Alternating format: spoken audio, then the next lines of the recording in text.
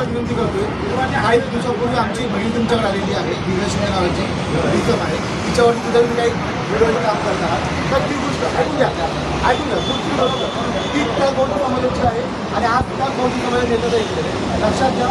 गौरी आघाडी हा एक पक्ष नाही, अशा संदर्भात काही समाजाचा त्यांच्या हिशोब रखवासाठी काम करतो. फोटोवरचं आता समाज यामध्ये स्वतः माननीय मान्य आहे,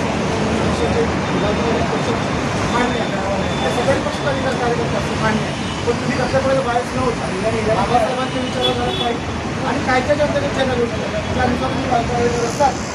तर आम्ही पुढे यावं, तर आम्ही पुढे यावं, तर आम्ही पुढे यावं.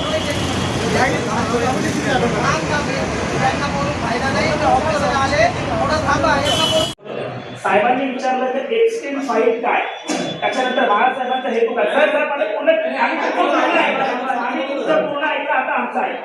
मग एक्सटेंड फाईल बद्दल जग जाहीर बाळासाहेबांनी 50,000 लोकांच्या हितामध्ये आझाद मैदानावरती मोर्चा घेतला. हे सगळ्यांना माहित आहे, सिनियर साहेबांना कसं काय माहित आहे. एक्सटेंड फाईल बद्दल जर साहेबांना जास्त माहित असेल तर बाळासाहेब पण त्यांनाही माहित आहे, बरोबर आहे. आता ते म्हणतात की सरांनी आम्हाला सांगितलं, पाटील साहेबांनी सांगितलं की एक्सटेंड फाईल मध्ये नरेंद्र मोदीचा कोणताच हात नाही.